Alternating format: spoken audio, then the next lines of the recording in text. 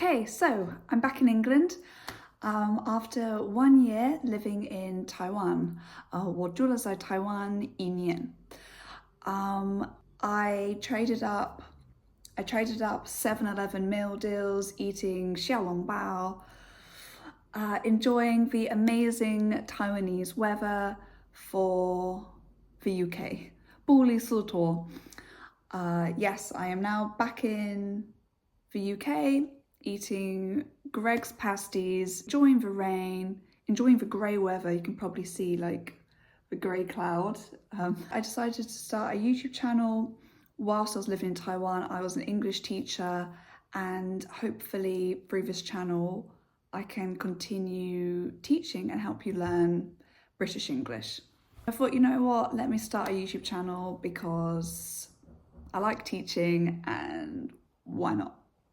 I'm Amelia, I'm 29 years old, turning 30 in July, but that's a problem for future me.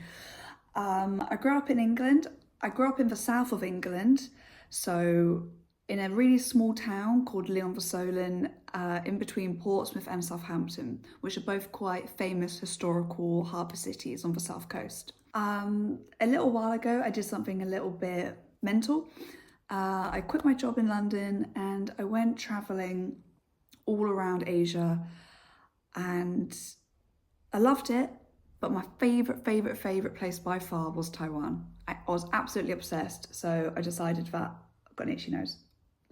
So I decided that I had to live there, I had to stay there, and yeah, I loved it, especially teaching the younger kids. But you know, ever since I've been back in the UK about 7 months now, 我继续学习中文. I would say I'm about HSK level 3 with the goal to become HSK level 6.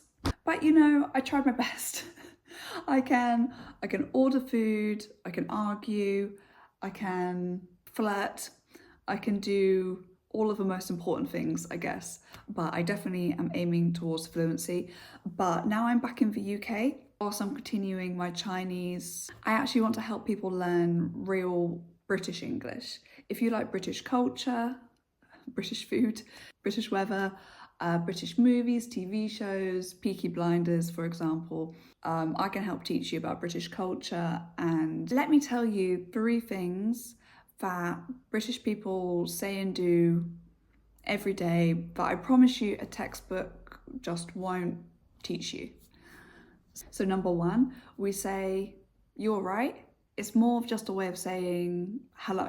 So if a British person says to you, you're right, don't answer with, actually, no, I'm not. I'm feeling a little bit sad, or I'm feeling like really great.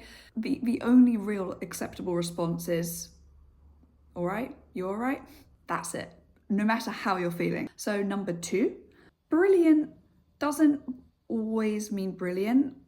It can, you know, brilliant's quite a positive, like quite a happy emotion. Like, you know, if you looked up brilliant in the dictionary, it will mean fantastic, amazing, so like jubilant. But when a British person uses it, actually sometimes it can mean quite negative. It depends on the tone, right? So if I sit there and say, oh, that's brilliant, it means it's actually pretty bad. Or like, oh, it's just okay, it's just average.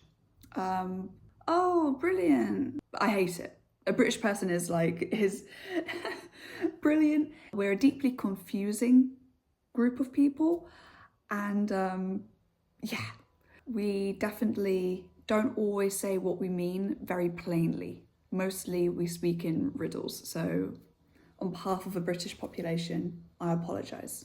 And number 3, speaking of apologising, we apologise for everything. Oh, sorry, can I just squeeze by? Whether you bump into me, I'll be like, oh, I'm so sorry for being in your way. Whether we want to pay for the bill at the restaurant, we will say, oh, excuse me, sorry, can I pay? Everything is sorry. We apologise for absolutely everything. Typically, we like to be quite polite and we like to be quite humble. My number 1 advice would be just say sorry for absolutely everything. in every circumstance. Sorry. You're already basically there in sounding British and adapting to British culture. So that's me, Amelia, British person, former Taiwanese English teacher, and now aspiring English teacher YouTuber. So every week I'm going to be making videos teaching about different elements of British life or English language or my personal Chinese language learning journey, because hopefully I just think whoever watches this may find it interesting. And look, if my Mandarin is still pretty bad, 对不起, I am trying my best and studying every day, I promise. All right.